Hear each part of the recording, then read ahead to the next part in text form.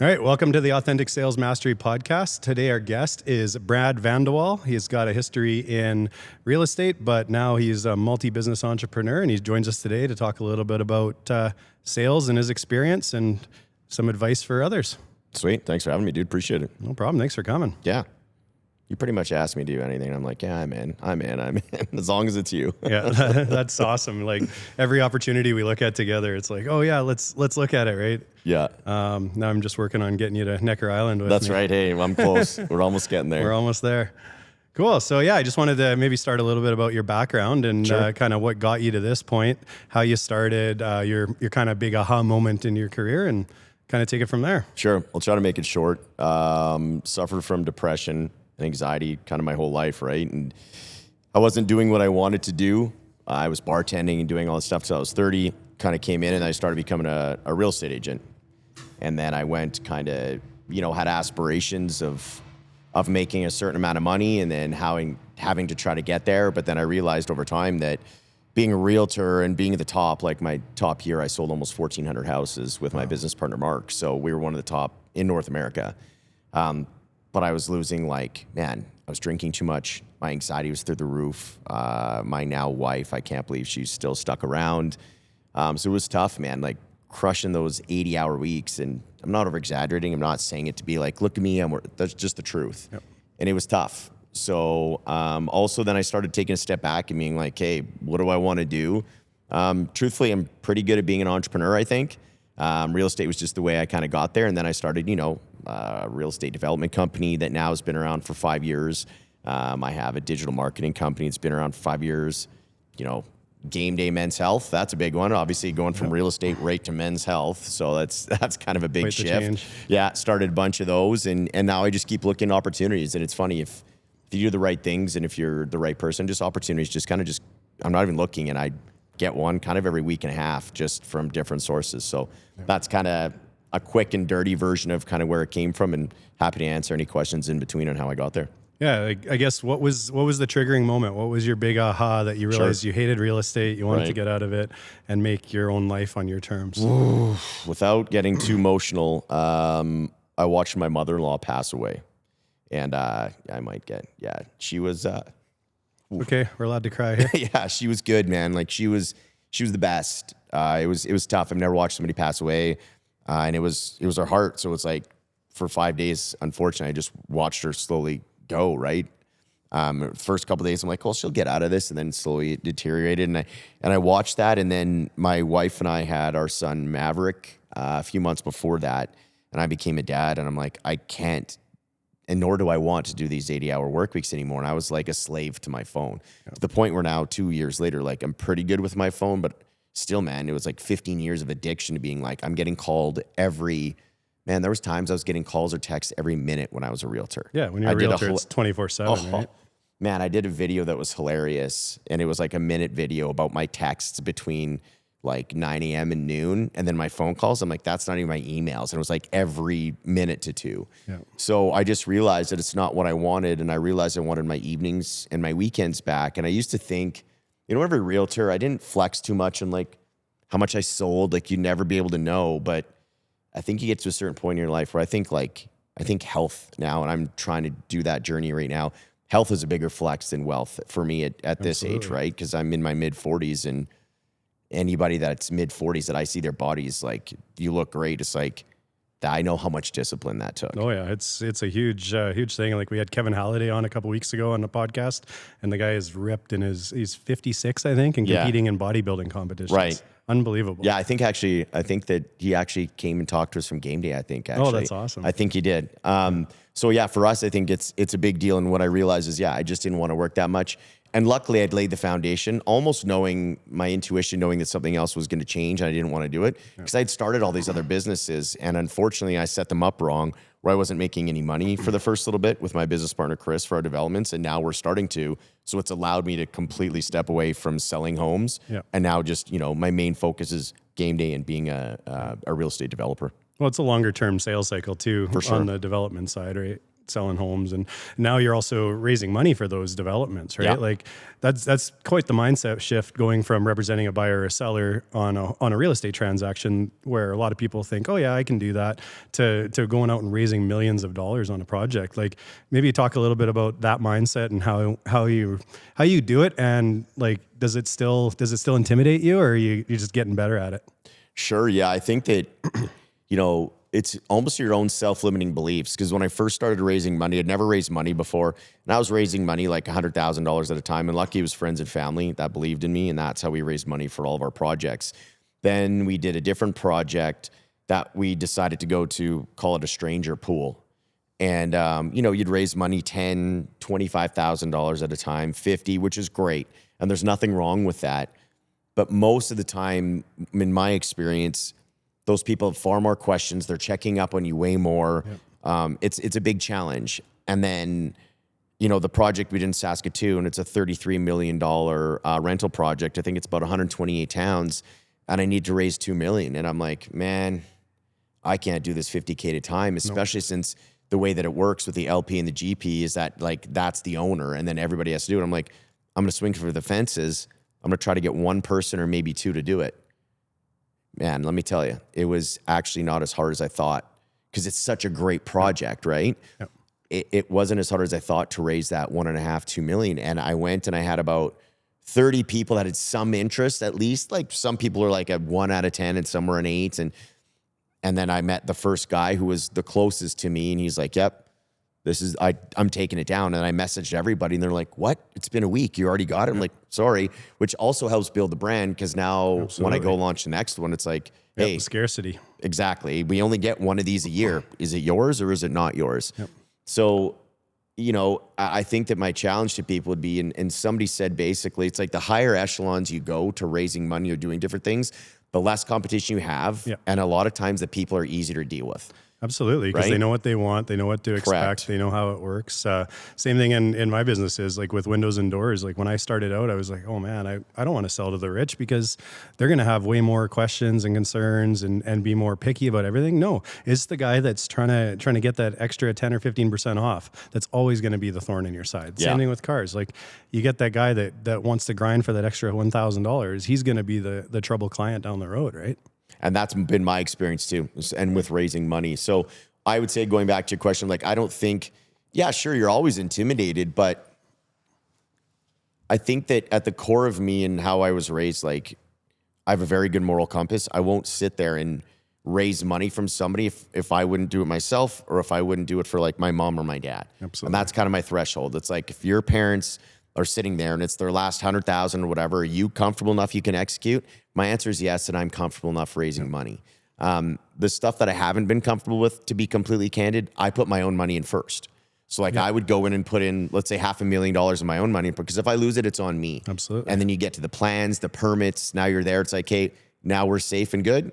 Yeah. Now I'm going to go raise money. Yeah, because people want like de-risked investments, right?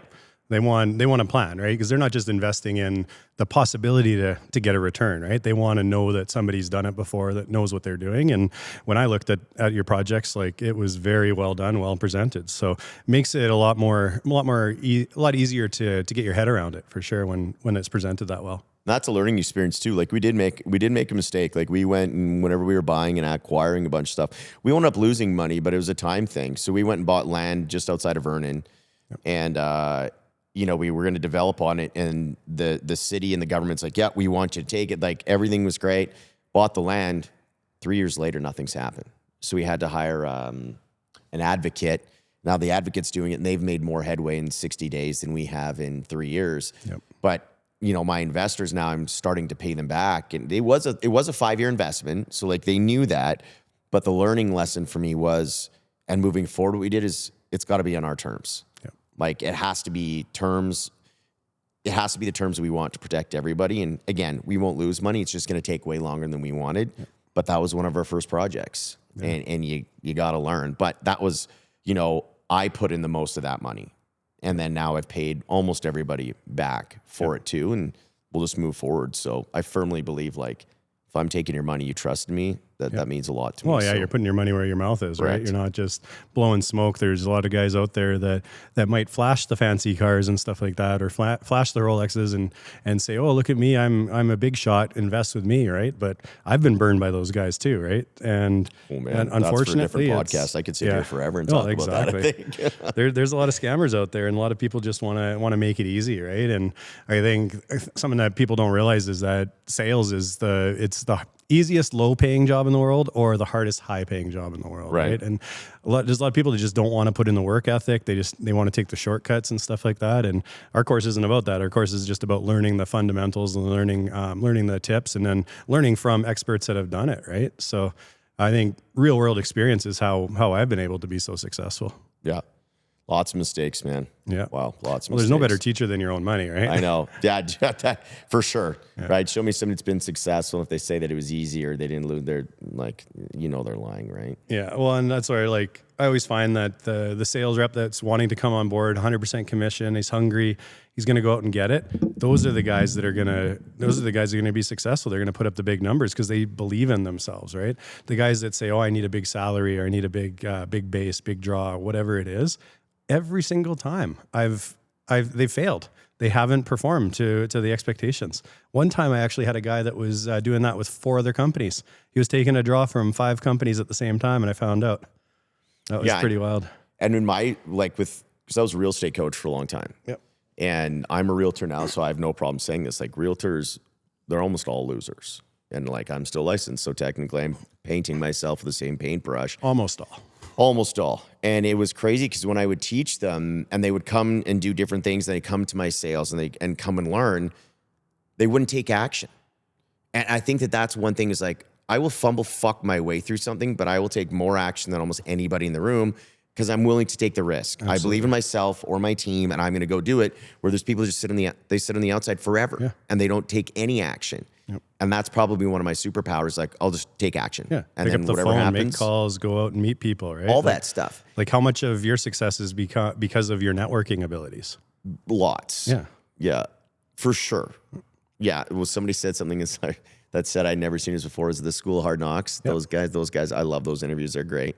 And one guy said your Rolodex is your Rolex. And yes. I was like, your net worth is your network is your net worth, right? Same thing. I've heard those stories, right? So, but I think it's true. But not everybody's good at sales, and I don't think everybody can be taught sales, in my opinion. It's just I don't think so. And that's after talking to thousands of realtors. There was people I'd sit down for hours and teach them, and they would kind of understand it, and they'd call me 2 weeks later and be like, "Hey, Brad, my car was repossessed." Bro, you have 3 kids. And again, this is just how I feel. It's like, if I was in that situation, my wife would never see me. My kid would never see me because I'd have to do anything to make money. Yep. And he just didn't take effort. And there's countless stories from people who are in sales. And my background's real estate for 15 years selling real estate. It was awful. They can't sell. It's not even that they can't sell. They don't want to work. Yeah. And real estate sales isn't hard. You're not trying to, you're not doing, high ticket sales online where you have all these scripts and this close and stuff like that, which is awesome. But it's just don't be a douchebag. Come in, show the house, have your client's best interest. You can sell a house. Yep. That's the easiest thing to sell. Is they already want it. You know what I mean? They want to buy a house and they want to go in. It's just the people don't want to take the time to find those people that want to do it. Absolutely.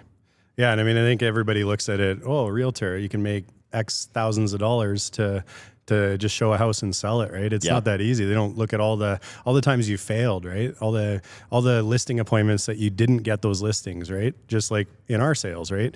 We meet with 5 different customers before we get one, or in cars, it could be even more, right? Oh, you meet with all these people. They don't see that. They just look at, you made this much money and you only did this. Well, they don't see all the work that goes in. And that's where I think there's a lot of people struggle with that. It's not just the work ethic, it's the fear of failure and the resiliency.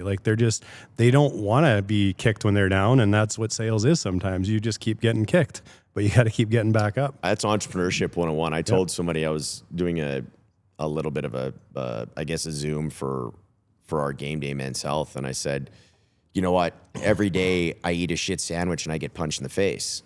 Every single day. Yep. I just don't know what the shit sandwich is going to taste like. And I just don't know how hard I'm getting punched. If you can't handle that, and I think that's a big thing about being an entrepreneur, is that you have to know that that's probably your everyday. Yeah. Like, what about for you?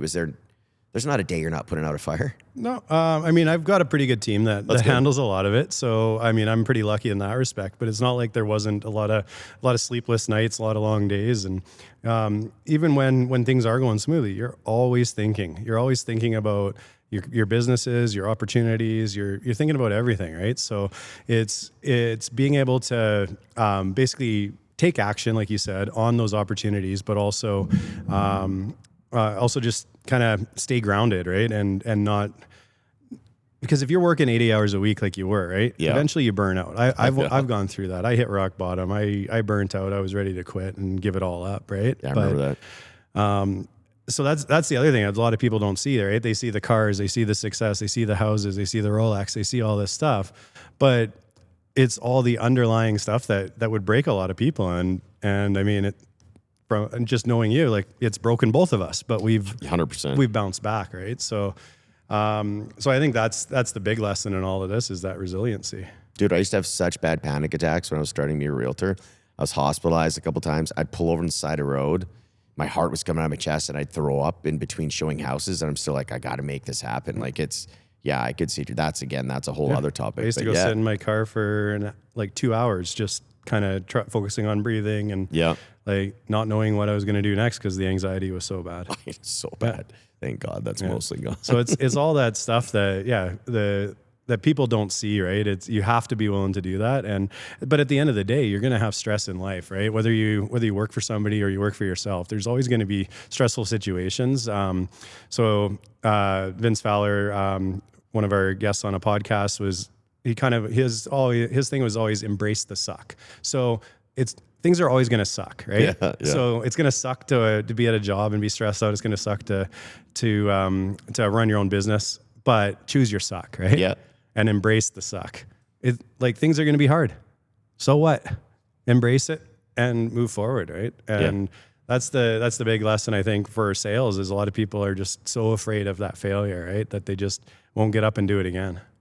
Yeah, I think that's what makes the most successful entrepreneurs, is knowing that you're going to make a mistake or fail, however you choose to look at it, and then still getting up, and then keep getting up, and then you keep getting up every single time. And it's those people that keep getting up that tend to be the most successful. And it takes a lot. You got to be pretty resilient to take those. Like, how do you get that resilience? How do you handle that pressure, right? Because like, you're like me, you're the sole breadwinner in your family. You're providing for your family. You've got a kid now. You've got all these other people in your companies that are relying on you. How do you take that weight on without letting it crush you? Oh man, that's a loaded question. I think that I mean this genuinely. I think I was naturally born with a skill set that's probably a little bit higher than others. So I'm going to start from that foundation, to be completely honest. Like, different people are born with different skill sets. I think that's one for me. But it's just, man, I bartended until I was 30, and there's nothing against people that do that. But then I broke. My own internal body was like, dude, you can't do this for the rest of your life. You're destined for more. And then I just kept working at it and working at it. I do believe it's like a muscle, because there's some periods in time where I travel for 2-3 months or whatever it looks like. And then I come back, and my ability for stress is a lot less, because I haven't put necessarily my body under it as much. Right. But I also think that it's also the reason why it's gotten better is because I've gotten better at delegating, and I've gotten better at finding great business partners that are opposites for me. Because whenever I used to start a business, it'd be like, oh, yeah, I like you, you're like me. It's like, we're going to fail if you're like me, because I need somebody else that's the opposite of me. And if you look around, all my most successful businesses are literally somebody's pretty much the polar opposite I am. Skill set wise, same moral compass, what I believe in, but different. And I just found that the stress is a lot less, but I'm also now more diligent. I take more time, you know what I mean? And I'm at that stage in my life where I'm just like, hey, it doesn't have to be 10 out of 10 speed all the time. It's like, well, let's take a step back. Like, this one company I might start, I've been looking at it for 30 days. Normally I would be in it, all over it. And now it's probably going to be another 60. And then we'll start off slow, where before I'm like, hey, 20 grand a day on ads, we got to go. It's like, I don't know how this is going to work. So I think it's just, I'm putting myself in better situations to be more successful. Whereas before, because I'm an entrepreneur and one of my weaknesses is if I think I can solve it, I'll take it on, but that doesn't mean that's the right answer. Absolutely. No, sometimes is the best answer can be just because I can solve this problem and start this business or buy this business doesn't mean I can. Like, look, there's one that I don't want to mention, but like I almost bought a business and we talked about it and there was some feedback and I don't know what's going to go, but my gut told me not to. So I trusted my gut and I walked away. So the old me would have put pressure on it. And then I felt my anxiety about it. And I worked a year and a half. I worked a year and a half to get this deal to the finish line and then ended up walking away. And when I walked away, when I was at the finish line for taking it, my anxiety was like a 9.5 and 10 thinking about it. And then when I thought of letting it go, it went down to a 1. I'm like, well, that's my answer. Yeah, absolutely. Right? Like that's for the simplest form, that's my answer. So that's kind of what's helped me is just, dude, more reps, right? I made so many mistakes. If I didn't learn from them, then I'd probably be just equally as stressed out. It's kind of learning from your mistakes. Well, absolutely. And same thing with me. Like I'm constantly wanting to jump in and help the team and fix things. But at the same time, you have to be able to let go, right? And because if you're doing everything, they're not learning, they're not improving, they're not becoming the next level of leaders. So it's just like what sort of business training, what sort of groups are you involved with that help you with the business side of things? I'm in with a great group at EO that you just happen to be a part of. Wow. What a coincidence. That is. I would say that's probably my number one. Yeah. I did a lot in real estate because there was lots of different real estate gurus. Yeah. So I'd say that now that I've transitioned here, I don't do as much, I would say, as I used to because I'd go somewhere all the time to learn different trades, different things. It's on my not my 2026 goal, my 2027 goal to try different things. But I've been to Tony Robbins before, like as Unleash the Power Within. I used to be part of a thing in Calgary called Choices until COVID. That was big on self-growth. So I've done a bunch of that stuff in the past. But business-wise, I'll be honest, man, I haven't done a ton outside of the real estate space. Yeah. And I'm truthfully only 8 months out of really being a realtor. So that I'm still on that new journey to try to find the next thing that I want to kind of invest in myself and go to. So my challenge for you to be, what should I go to? Yeah. Well, I mean, like you said, there's no shortage of opportunities that keep coming up. For sure. And I mean, I'm happy to be a sounding board for some of those as well. I have that same problem. I'm always looking at the next shiny new thing, right? And what I want to do. And I mean, look what I've done with the car stuff, right? I took my passion for cars and trying to make a business out of it, right? I'm looking around here. I'm like, oh my God, and it's hilarious. And your threshold's awesome. Anyways, you're one of my favorite people on the planet. You too. And I'm looking at the car and you're like, dude, let's go in on this. I'm like, hell no. Like, I'm not getting in on that thing. Then like a week later, it's cool because it's like, it didn't matter what I said, right? If you want to do it, you're still going to do it. Because a lot of people stop at the no. And it's like, well, is this a bad idea? And hey, you're on your own journey. But I mean, you got to trust your gut sometimes. Yeah. And sometimes it doesn't work out. Sometimes you make expensive mistakes and you learn from your own money. But you used to get a drive around that. I think it's pretty cool. Yeah, I wouldn't mind learning with with the ability to drive an Aventador. Yeah, right? exactly. 100%. Yeah. So I guess like why do you keep buying new businesses? Like, I mean, you're financially sound, like you're set. You've got kind of your life kind of ready to go. You could probably retire. Like, why do you keep doing it? A couple different things.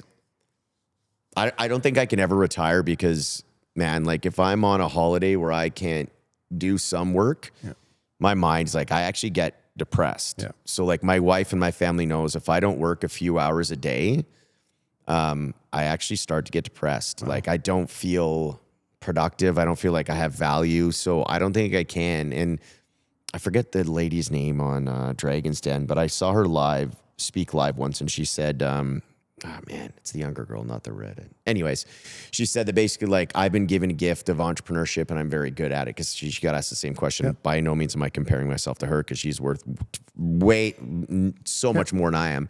But she said, it's a gift that I have, and if I squander this gift, I felt that I get given this unique opportunity, and if I squander, it's gone. And then she said, plus she still enjoys it. So I think for me now, the reason why I keep looking is because I want to keep adding value in different spaces and still learn and still do stuff, right? But it's like being selective as opposed to a couple years ago, I wouldn't have been. Anything. And that's, I think, more like, man, I've looked at over 1,000 businesses, right? You and I went on that tear. We've interviewed people together. We've looked at stuff together, right? and it just, none of it still made sense. Like that in itself is a job. Yeah. Well, I mean, I invested in a bunch of different businesses, and we're actually sitting in the shop of a former business of mine that failed. Right. So you look at the successes and everybody shares that all over the place, but what about the failures, right? Like we're sitting in a shop that cost me $400,000 on a paint shop that I ran, right? Yeah, I remember And I that. took it over because I thought I could fix the guy that was running it before. And sometimes, the choice of partners, that's what it comes down to. And if you make bad partnership decisions, things don't work out. Same thing with a counseling center I tried to partner up with, right? Thinking I'm doing good for others, but just didn't see eye to eye, didn't have the same ethics, and have to just move on sometimes, right? And sometimes you take your bruises and you take your lumps and you move on to the next opportunity. I'm going to reverse this and ask you a question. Okay, go for it. Because I want to know, and it's like, since I've known you, I feel that one of the main reasons why we get along is we just get excited for all this stuff. Looking at new businesses and all that stuff's fun. What I found that you and I made similar mistakes on is partners. Yes. And if I look back, and some feedback that I would give you is like, you've had some great ones, and you've had some duds, just like me. Yep. So for you, and I want to ask, because it's a big learning experience for me too, is hearing your point of view.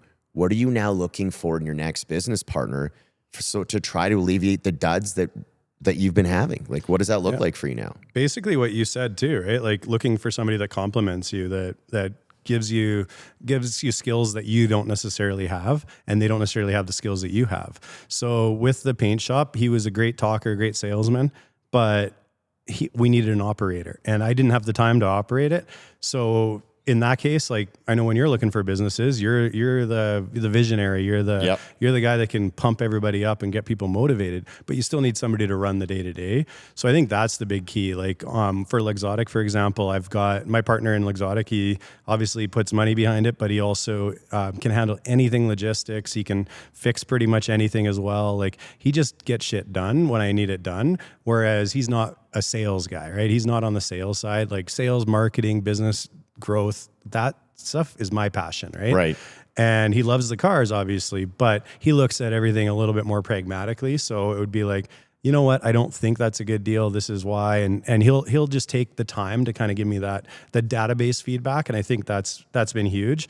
And the other thing is just, you have to have disagreements. You have to be willing to have those difficult conversations up front so that you can work through them. Otherwise, how are you ever going to do that when the company is worth a lot more money, right? So we try to get all that out of the way ahead of time. Same thing with our insurance brokerage that we're partners in. Just try to get all the difficult conversations out of the way. Like who's going to make the decisions day to day? Who's going to run this? Who's going to pay for this, right? And I think that's the key. And then with Max Green, it's just having really good people in place. Like my installation manager was my co-founder, right? My operations manager started early on. Jamie came on board as supply only sales VP, right? So it's just having different people that have those different skill sets. Like he can cold call anybody. He can talk to any builder around, right? And just having all those people that are just better at something than you are. I think that's the key, because too many entrepreneurs are like, I don't know if I want to hire somebody better than me, because then they might just take all my business and start their own. That's just a very short-sighted way of thinking. For sure. think, right? There's always going to be some people that do, and they're going to move on. But if you give a great culture and a great team environment, and you treat people well, why wouldn't they want to work with you? Why wouldn't they want to be a part of it, be a partner, and grow it, right?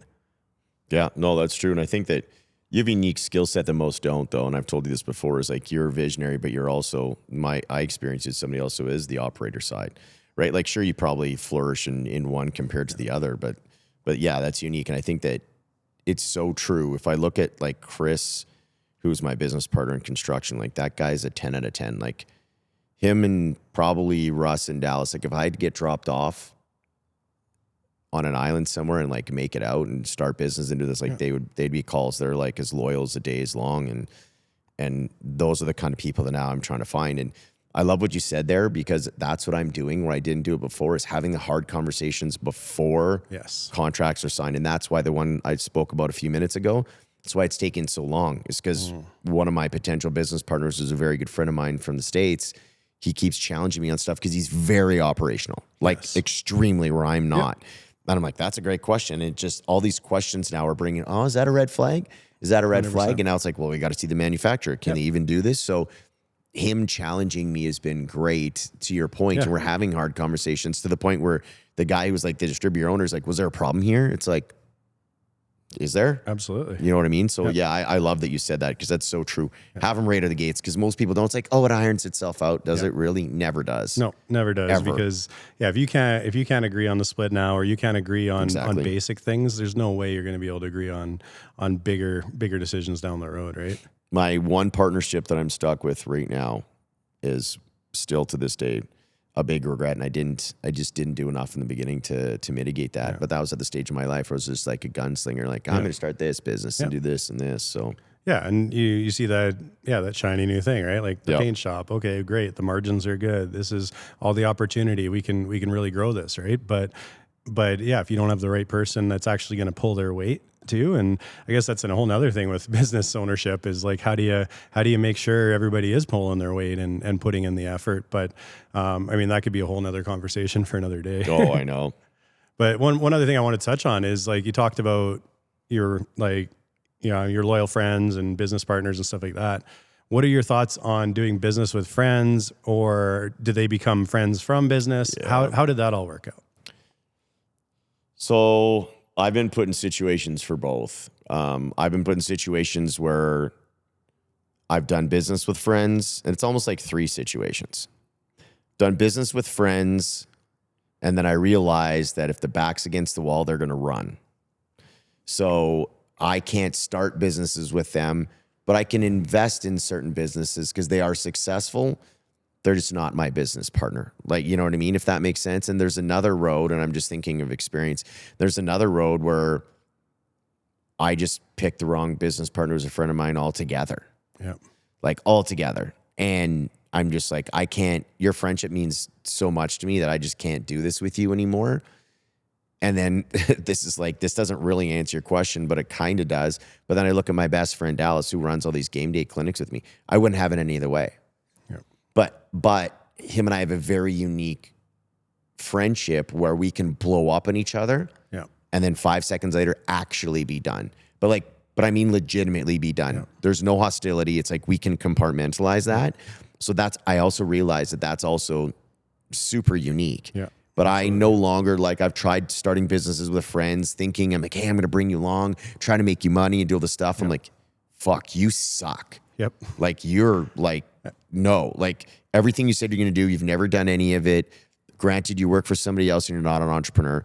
And there's been handfuls of people that I've tried to bring up with me, if that makes sense. Yeah, absolutely. I'm just not doing that anymore. So I know that doesn't really answer your question, so to speak, but I'm very selective, I could say, if I'm going to do business with somebody.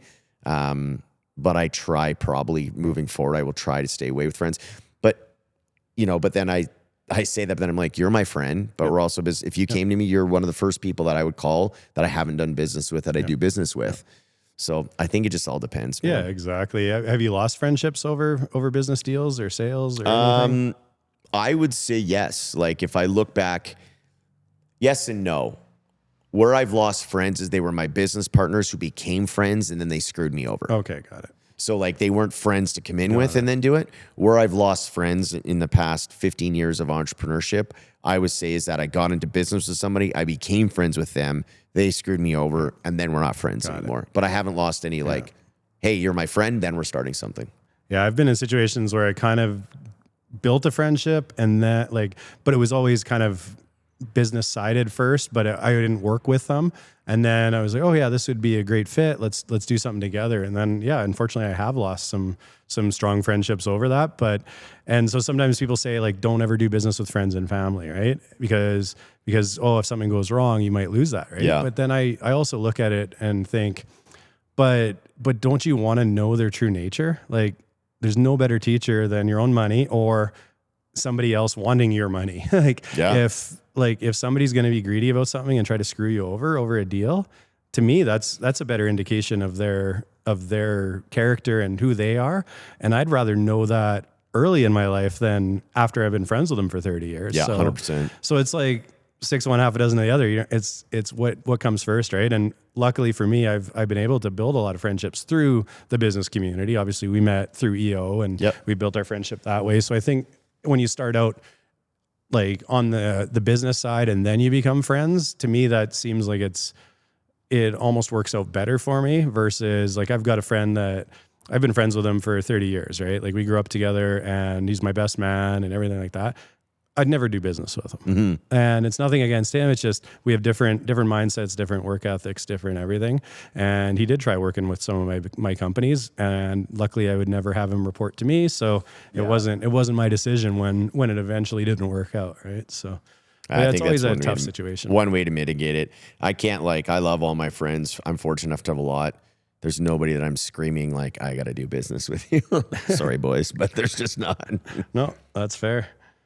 What about like, since you are successful, like, I mean, people are bringing you ideas, like, what about other people that are just coming to you and just asking for handouts or asking for money? Because like, I know before Christmas, you tried to give back and help out 10 families. And yeah, I did that. Yep. Give me a bit about that experience. I'm just curious how that went. So do you want the 10 families or the handout? Because that's two do the separate handout things. Side, because the handout side. Okay. So I've incorporated this, and for anybody listening, if you only take one thing from this podcast, this is it. This changed my life. You know what my shit filter is for people now?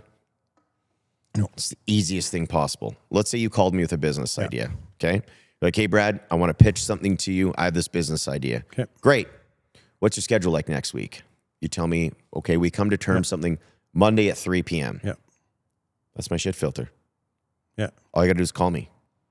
Got it. 90% of people don't call me. Don't even call. No. Holy shit. If you can't do that, yeah. Oh yeah. that's the simplest shit filter around. And that was the simplest thing, because what I would do is because I wanted to help people so much. And it's not that I don't want to help people anymore. Now I want to help the right person. Absolutely. The person who's going to take action. Absolutely. The person who adds value to my life. Yeah. Dude, it was life-changing. That's what I do for phone interviews. When I schedule a phone interview, I say, call me at this time. Exactly. Because if they're 10 minutes late, 15 minutes late, I don't want to have to chase them, especially if it's a sales job, right? They're supposed to follow up on that specific schedule, right? So I'd say that's kind of in, and now we're hiring for the clinic. To your point, we do the same thing. Okay, yeah, we have a phone interview. It's a quick 10 minutes. You can tell within that, and then it's a Zoom interview 100%. After. Call me at 3. Yeah. A person that calls you right at as soon as it goes 2:59 to 3, they're already up compared to most people. Absolutely. Yeah. Yeah, it's wild. Yeah, so that's my shit filter. And giving back, man, like I'll talk about it. Not many ton of people do, but I'm an open book, as you know, when I gave to, we sponsored 10 families, and it was super interesting because I said, just send me a list on Amazon. Yeah. Right? Like that's easiest. Yeah.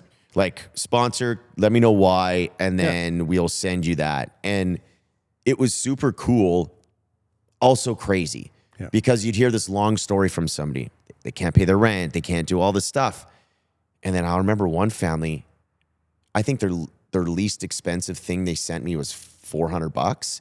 It's like, I want an iPad. I want a bed. I want all the stuff. And I'm like, there was one family, they were the most happy. All 3 or 4 of their things they wanted. And I didn't give a budget. I just kind of saw where people would go. Came under $100. Oh yeah, it's an easy decision then. And it was just like, and she texted me at Christmas. She's like, I can't believe you got us this stuff. And I was just like, then I have these people. It's like, get me an iPad and get me all this other stuff. I'm like, you don't have food. Yeah. In theory, and also you never know, because I don't get to meet these people. Yeah, exactly. But my one thing, and I would challenge everybody to do this, is super fun. Is the 23rd or 24th of every year, I get a gift card out. I go to Walmart and I pay for people's groceries in the fast lane by myself. Yeah. It's the coolest experience. Like, you get to hear people's story, and then you kind of play roulette. So I try to find families with kids or the elderly is kind of what I try to help.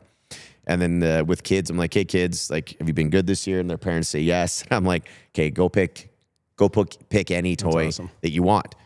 A kid could bring me a fucking PS5.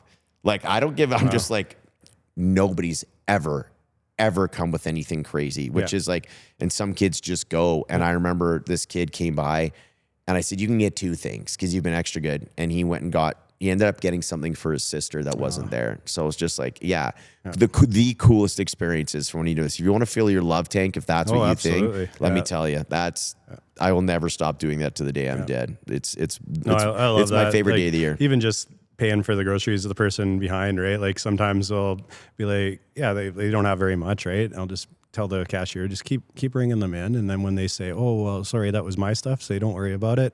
He's got it covered or something. Yeah. And it's cool. Or like, I mean, obviously people do it at the drive-thrus and stuff like that. But yeah, just random acts of kindness. It makes a huge difference in this world, right? And just spreading that joy and positivity in such a negative world, I think is so key. Well, it was even crazy at the Walmart. I got basically like 3 managers cornered me. Yeah. And they're like, what are you doing?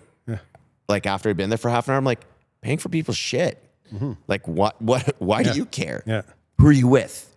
What organization are you with? I'm like, dude, just here. Like I'm literally in a Mickey Mouse Christmas costume.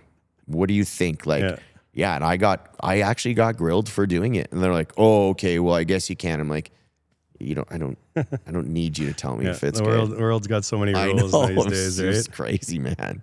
Like, how do you stay positive with all the negativity that goes on in the world? My therapist Yep. and my business coach, I'd say they helped me a lot. My business coach and my therapist helped me a ton staying positive. I'm normally a fairly positive person, but one of the, like, full disclosure, one of the reasons why I can't manage people is because I think most people are stupid. That's fair. So like I just can't. And that's why it's like, I can't do it, but I realize that I'm good. Like if I have somebody managing the group, I will be extremely motivational to the group and they'll be like, hey, you're a great leader. But a boss or like a manager, I'm terrible because I'll just fly off the handle because I just don't have the patience to do it. But if I have somebody else that's my shit filter doing this and I come in and I'm like fun uncle or fun dad, I'm in my zone. But the positivity thing I've realized, because I used to manage a ton of people and it would bring me down and bring my energy down, and I'm bad at it. So I just realized, I'm like, I don't care if I want to grow my real estate team to 50 people. I hate it more than anything, and I'm terrible at it. Yeah. So no, I'm going to shut it down. So it's just learning too. Awesome. Yeah, I kind of find that I sometimes go the other way and I'm too nice to people. And I can see that. I let my team get away with a little bit too much sometimes, right? And I always err on the side of take care of them. But I think that's a good thing. But I also, like just from the day-to-day stuff, like there's no way I could be the one that keeps everybody in line day to day, especially now the size of the company. Right? For sure. That's why you got to have those managers that have those skills, but also can motivate people too. And dude, your story's wild. Like starting this company like Max Green and then building it and then growing it. And I'm sure there's days, weeks, months you wanted to quit. And then it just keeps getting bigger and bigger in your aspirations. And that's one of the reasons why, whenever we met, that I was, drawn to you, is because you're like, I don't want to share what you said your goals are, but you're like, this is my goal and this is my goal. I'm like, let's fucking go. Yeah. I love that for you. Like, let's get this. Same thing as you, right? Like I'm at that point where I don't I could sell the company, I could retire, all this other stuff, but like, what would I do? I know. Like start a company all over again. Company, right? And you already have a good one. And I did consider it in 2023. I got a valuation. I had an investor lined up, ready to go. And luckily his financing just didn't get approved in time. And then I started realizing, wait a second, do I really want this? Right? Like I love my team. I love what I'm doing. It's just, how can I do more of other things that I love, like the car business and EO and doing all these different things and just learning. And that's what I love doing, is I love learning and I love growing and I love advancing my own skills and my own career and meeting awesome people. Well, to your point, I'm going to put you on the spot and you can edit this out if you don't want to answer this. But you come in and I think all these people, like, they see all these nice cars, right? Yep. And they do the stuff and they think, oh, he's making a ton of money. Yep. Oh, I know you got debt on some of this stuff. Yep, absolutely. Right? So you're paying monthly for this. Yep. Can you not? And then why don't you share the story? Like, because everybody thinks it's all great, and that's what they see on social media. It's like, dude, that event store's dope. Yep. Like, that's sick. Okay, but then what about the G-Wagon you just took back? Yep. Yeah. So, I mean, the G-Wagon right over here. But then people need to know, it's like, it's not all, everybody's like, oh, and I just flip these cars and I'm making tons. It's not how it works. Yeah. There's cars you probably take haircuts on, obviously. All the time. And then look at this one that's like. Yeah, so the white G-Wagon, I leased it out for 2 years to a guy, and again, was kind of a friend, but then money starts to weed out people. And so yeah, eventually payments kind of stopped coming in, and it was always one excuse after another. So I said, okay, well, I got to take the car back, and I can't I need a car, I need this, and it's always pity me, right? So eventually I got it back and get it all looked at and everything like that. It needs $8,500 worth of work, not even including all the dents and stuff like that I get fixed. I had to remove the wrap, which wasn't taken care of, a whole bunch of stuff, right?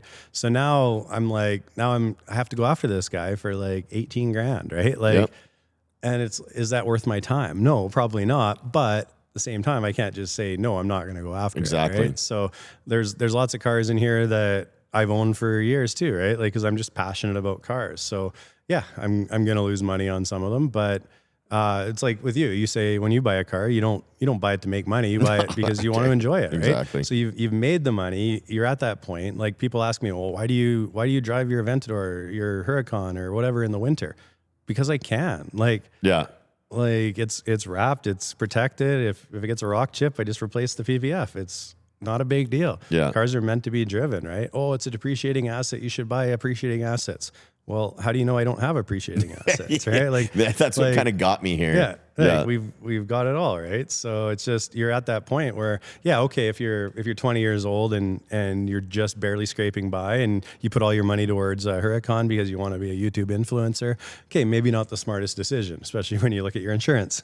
But I mean, if you get to that point where you can afford the cars, why the hell not? Yeah. Like enjoy life. I think it's finding the balance too, because I went to Mexico and I was looking at a condo. So I was just there. And then I'm like, it's an ego play, totally. And it's like, I'm not quite at that level. I think it was like 1.2 million for the condo, US. Wow. And then you can get a couple people. And then I'm like, well, I'm going to go there for a few weeks. And I thought, okay, I'm going to go there for 2 weeks a year. Maybe I can't afford it. But what if I took that money and did something else with it? How much more am I going to have? Because you can't get a mortgage in Mexico. So it's literally just dead money hanging out there. So, the point of the story is like, you also, even at the stage that I'm at or whatever you want to call it, you still have to make smart decisions because I'm still 2 really shitty decisions away from my life changing. Absolutely. Right? Yep. And you still want to have like a war chest and you still want to do these things. And, with the car that I bought, I got a steal. Yep. And I didn't need it. No. So I waited and I said, I'm paying X. Yeah. And then they came down. It was about 100 grand almost. So it's like, okay. Yep. Now this makes sense to me because now I know that it's such a good price that for the next 2 to 3 years, it will hit that price, but I'll have it. Yeah, exactly. And that made sense to me. Well, and that's the thing with cars, real estate, whatever. If you're buying, even if it's a depreciating asset like a car, you just buy the right vehicles that that are already done most of their depreciation, and you can sell them later, right? Like I had my first kind of supercar, I guess you could say, is a Corvette Z06. And 650 horsepower. I bought it for 78, sold it for 81. Like 3 months later, I put 4,000 kilometers on the thing in 3 or 4 months, and it was insane. It was so much fun, but it doesn't always work out that way. But you buy the right specs, the right cars, and things do work out, right? It's wealth transfer, right? Like look at your watches, right? Like Rolex, whatever. I'm a big fan of Hublot, and you've got all these different things, and at the end of the day, it's just a transfer of wealth, right? You're just moving money from one thing to another thing. Yes, there's opportunity costs that you're not investing it into something else, but I'm not the type of guy that just wants to put all my money in the stock market and hope for that 8 to 10% return every year. It's like, obviously I'm diversified. I have some of that too, but like if I can turn that money and I can grow my businesses by 30 to 50% a year, why wouldn't I do that? Right? Totally agree. And why wouldn't I enjoy the thing along the way, right? Like that's what I love about the car business is I can buy and sell them now, make money and enjoy them. Yeah. Like doesn't get much better than that for a kid that never thought he'd own a supercar. For sure. I still think you're crazy, by the way. I'll tell you that every week. You're crazy too, but that's why we're here. I'm looking around. I'm like, oh my God, this is so insane in here. Well, they're not all ours. I know, we but store still, things for it's still cool. Yeah. Was there any other topics you wanted to chat about? Like any advice, I guess, for, obviously this course is geared towards sales professionals, but my belief is that everybody needs that ability to sell, right? Whether you're a manager trying to sell something to the CEO or you're trying to sell a new idea, like you have to be able to sell. Like what would be kind of your one big piece of advice when it comes to influencing others? I think that, if you were to ask my business coach that question, because I've asked him before, it's something that comes to me naturally. Like my number one one of the top superpowers I have is vulnerability. Yeah. And by being vulnerable normally and authentic, it's both authentic Absolutely. and vulnerable. Well, vulnerability is authenticity. 100%. Then I think to me, that's probably my superpower. But again, I was born with that. And then I did hone in on that craft for the last little bit where to make it genuine. Because sometimes I would say, and there was times, hey man, in my 20s, I would flex and I would be partially authentic and I'm trying to be somebody that maybe I'm not and all that stuff. But I think that, you know, part of it is what made me successful is I'll always remember whenever my first mentor in real estate kind of taught me is like, when you want to quit, keep going. And that's what's going to make you more successful than the other realtor. And that's what I did is that if I made 3 hours of calls, I'd be like, okay, how many people are making 3 hours of calls today? Maybe 5%. And I'm being high. I doubt it. But you want to be the top 1%. Yeah. So then I would crush 2 more hours. That's right. And I just kept going. And I think that it was the ability to just wake up, take action, and then make sure that you just outwork the next person. It was a big thing for sure. How do you decide when the sale's done versus like how do you decide to just move on to the next lead? Like when do you just shut it down, I guess? Well, there's a saying in real estate, buy or die. So I think it depends. Some people have like a 15 to 20 call follow-up. I think it's situational. Like if I've called somebody 5 or 6 times and they've stopped answering and I have hundreds and hundreds of leads. Yeah. And that was the problem I did is that I would go and pay for like 1,000 leads in a month. Yeah. Then I call them all like once or twice. That's not what you do. You're better off to buy 100 to 200. Yeah. And call them all 5 or 6. Yeah. Or save a ton of money, do all that stuff. As long as you've called me or kind of done any kind of contact back every 4 or 5 calls, I'll still have you. But after 5, if you're not calling me back, there's a lineup. In theory, you should have a lineup of leads coming, and then I'll just stop. Yep. But you know, if you look at like let's call in the clinic and stuff like that, things have changed though since then too. Like, you know, in the medical space now, we won't pepper like because we still get internet leads, same kind. Absolutely. We won't pepper people as much as if it was selling houses. It's like it's just a little bit of a different thing. It's like we'll send you a couple texts. Yeah. Email, and then after that, we're not going to bug you. This is a medical situation, so it's different. Yeah. So I do kind of think that the leads are different too. But then what I'm doing more too, though, now is there's so many people you can partner up with. So then just go build a great network of referral partners. Yeah, that's something that people don't think of, right? They just think, oh, well, I'm just going to sit here and wait for leads to come into me, right? And especially in the home services business, like windows and doors, like the reps just kind of get used to that. Oh, the leads are coming in for marketing or whatever. But it's like, go knock on doors, go talk to people, go network, go do all these different things. And that's what's going to get you all these successful leads, right? Like most of our big projects came from like 1 or 2 window jobs, right? Like, and then they turn into a whole condo complex, right? Yeah. You don't know where the next big job is going to come from. And that's where a lot of people just don't take that time, right? They're like, oh, we're slow, pity me, blah, blah, blah, right? And it's just like, get off your ass and go do something, right? So my best years, not some, if you could look back in my best years in real estate, it was when the market was the worst. Yeah. Because I doubled down my effort and everybody else just stopped. Yeah. Because they were just like, oh, it's not good. I'm not going to do anything. Just give up, right? Yeah. Don't listen to the news was the number one thing. I haven't watched the news I watched it once when was I realtor? 2009? Yeah. So coming on 17 years, I've watched the news once and I can tell you I was at my grandparents' house. I remember the exact time, the exact moment. I watched it for 10 minutes and I'm like, nope. Well, if you believe everything you read in the news and in social media and everything like that, then nobody would do any business, right? Yeah. Like the world's ending, everything's gonna go sideways, right? All the uncertainty, all this, all that. Well, the reality is people are still spending money.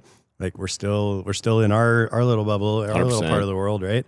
And the other thing on social media people don't realize is the more negativity you consume, the more negativity they feed you. Yeah. So flip side, right? Like Instagram, exactly. The more positive stuff you comment on, the more positive stuff you like, the more positive stuff you're gonna get, right? Yeah. So that's why I love the algorithms of social media for that, because you can tailor your content based on what you like and what you engage with, right? So like now, like my Instagram is all about cars and business, right? Like, cause that's what I love. I won't tell you my Instagram feed is. I hope that one of my friends listens because the 3 people that I share this with would laugh my face off. Remind me. I will send you what my feed is randomly showing me because I'm not on Instagram like ever. Yeah. I'm a Facebook guy. That's funny. And then, I will send you some and you will die laughing. That's awesome. So I mean, obviously you built this career, you built this life that you want to live. Obviously you love the business side of it. You travel a lot too, right? I do. Tons, man. Like, was that always a goal for you? Was that kind of the end game, or is that just something that kind of happened because of family or other opportunities? I think it just always, ever since I became a realtor, more so. I didn't travel a ton. I traveled some, but I didn't travel a ton until I became a real estate agent. And what it did is, it's funny because it's so true. One of my mentors said basically, answer your phone and take vacations. That was like his two things. Yeah. And I didn't understand it. And I started to take vacations in God or the universe, whatever you believe in. Every time before I left, I'd get an onslaught of opportunities that I could navigate. Yeah. And it was just like, holy, so I would take a vacation and go.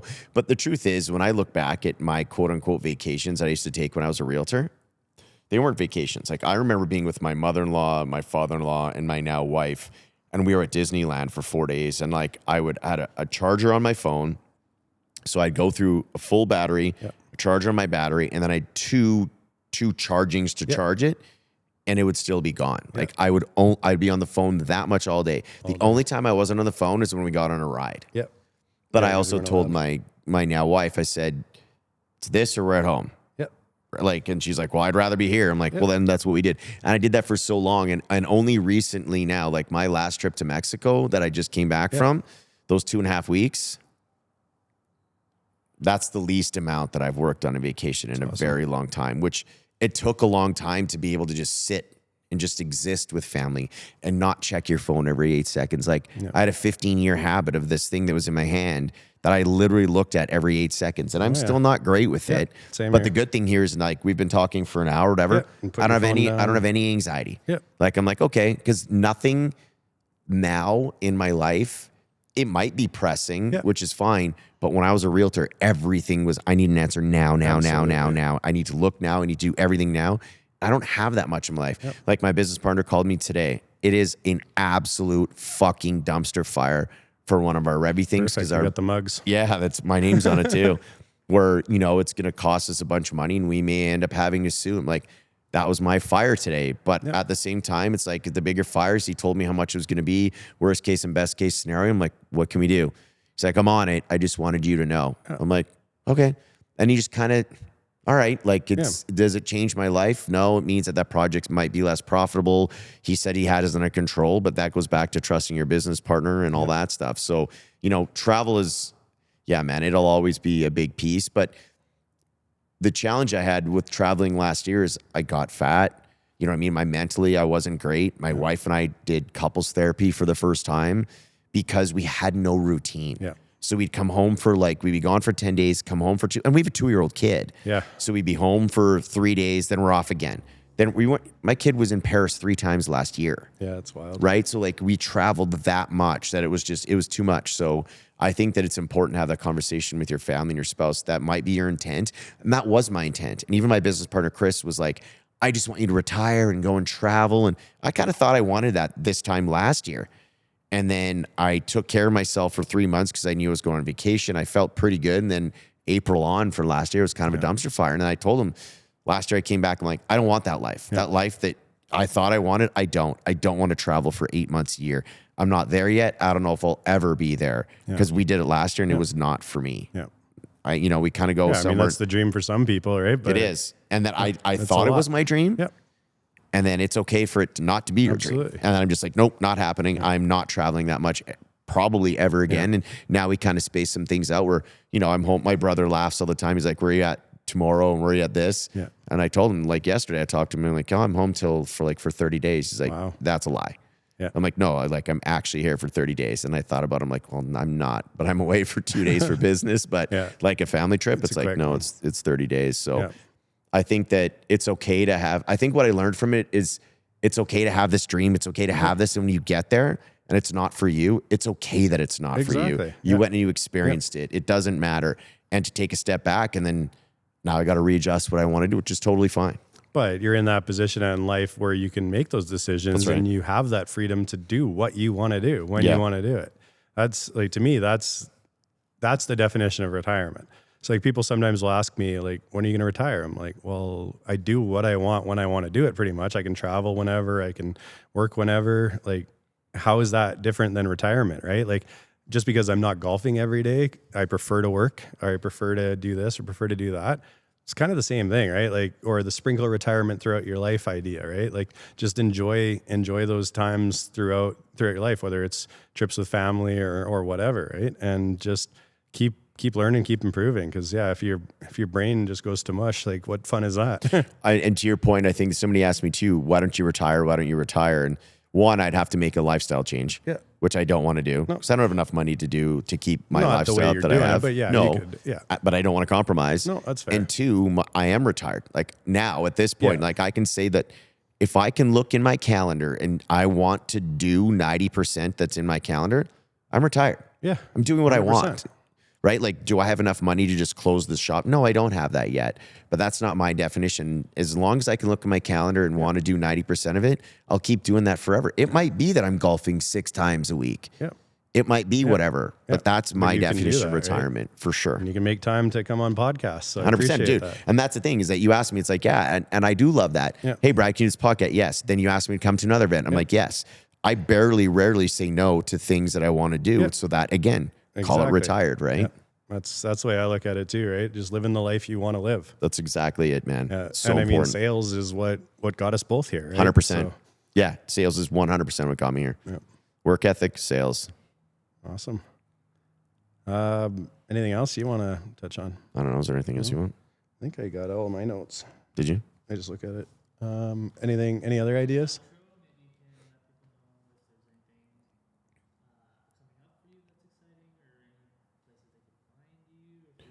Sure. Yeah, I can do a plug. Game day. Yeah, it's probably it. Okay. So one of the things I do want to add is basically when I do go on a podcast, actually, and is because I've suffered from depression and anxiety and mental health issues. It's like it's okay not to be okay, 100%. But just try not to stay there for very long. Yeah. And I think that one of the reasons why I opened up my Game Day Men's Health, and I do believe that there's going to be more and more tests coming out, is that people who have low testosterone, men that have low testosterone, I guarantee you that it probably correlates a lot with suicide. And I really do believe that because we have people that have been vulnerable enough to tell us that was their thoughts before they got on test. Wow. So, go get checked. Get your PSA checked, get your testosterone checked. If you live in Calgary and if you're male, come in, get your testosterone checked, come to Game Day Men's Health. It's free. Yep. There's no barrier of entry.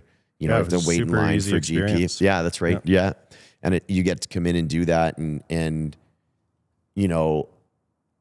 go and ask for help. Like the mental health stigma for men, and it still is there, and it's going to be there for a bit, unfortunately. But just go talk to somebody. Yep. And again, it's okay not to be okay. And you can do it. Absolutely. There's days I didn't want to get out of bed. Yep. There's days I didn't want to shower. I was down to 128 pounds, sleeping 21 hours a day. That was my peak depression. Wow. And nobody can figure it out. Brain tumor, who knows, right? They thought it was all this stuff, and I was 19 or 20 at the time. And then you just claw yourself out of it and you try to come back. Yep. And am I as successful as I want? No. But you can still be whatever your version is success. Yep. With this disability is not the right word, but with this stigma or with this thing. Absolutely. Depression's always going to be there for me. Yep. Those demons are never going away. It's just how long can I keep them at bay? Absolutely. And when they start coming, now I have tools to fight them with my therapist. I've had the same therapist for 13 years. Wow. So it's like, now you have tools to fight them. Go and find somebody. Absolutely. And the best way I can say is if you want to get a therapist, and somebody close in my life, I taught them this, and it was a skill set. And I said, I'm going to say it. It was my father-in-law, and my mother-in-law passed away. And I'm like, and he's an engineer, very smart, one of the smartest guys I know. And he's like, I'm not going to go see a therapist. I'm not going to go see a therapist. And I said, Dan, because he loves learning. Yeah. I said, whenever you were born, were you born with the ability to cope with your wife dying of, it was 40 something years? Yeah. He's like, no, nobody is. I'm like, therapy really, if you want to look at it as a different way, is that you don't have a certain skill set that you're trying to find. It's just training. It's just tools. Exactly. I suffer from depression. Okay. Well, okay. I don't have the skill set to solve it. Let me go find the skill set. Absolutely. I think a lot of men think that when it comes to seeing a therapist and depression, that you're sitting there crying the whole time. You're not. Like, I'm not. I do cry, of course. But at the same time, like, I'm there to get a skill set that I do not have. Absolutely. How's that different than going to a school? How's that different than going to anything? So the stigma therapy also has to go. It's like, you're going to learn a skill set. Absolutely. And that's my belief. So, you know, I think that, again, come by.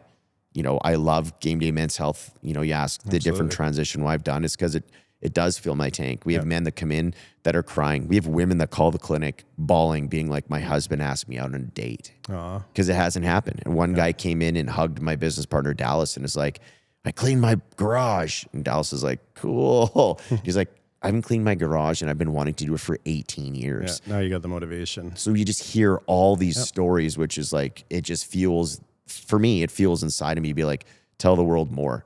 Absolutely. Come and get yourself checked. Make sure you're okay.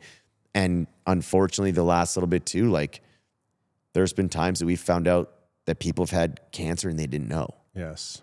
So like, we can't tell them that, but it's like, hey, like, hopefully we caught it in time that if this person didn't come for 6 months, who knows? So go get your blood work. And the barrier of entry is going to be finding a GP. And most men don't have a GP. So it's like, if you just want to come and get your levels checked, I can't be your GP, but I can tell you where your hormone balance is at. And let's at least start from there. Absolutely. So if you live in Calgary, it doesn't matter. If you're in Canada listening to this, if you're in North America, there's game days everywhere. Absolutely. So go get your blood checked. Everybody's business model is, we're going to do it for free. Come get your levels done. Absolutely. That's awesome.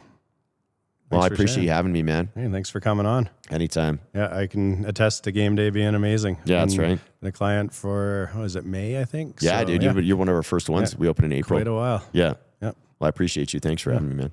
Thanks for coming.